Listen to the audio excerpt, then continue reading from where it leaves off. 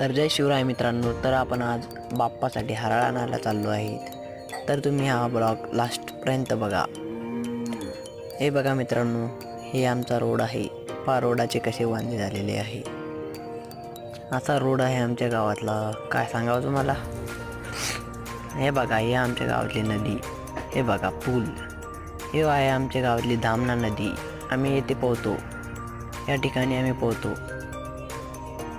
आता चला मग, चाललो आपण दुर्वा आणायला. चला, बघितलीच असेल तुम्हाला नदी. चला आपण जाऊया. हा निसर्ग गावातच मिळेल. चला आपण जाऊया. आलो आपण आता हरळ घेण्यासाठी. चला आता हरळ मी घेतो आणि भेटतो तुम्हाला. तर आपण हरळ वगैरे घेतलेली आहे आणि निघलो आहे घरी.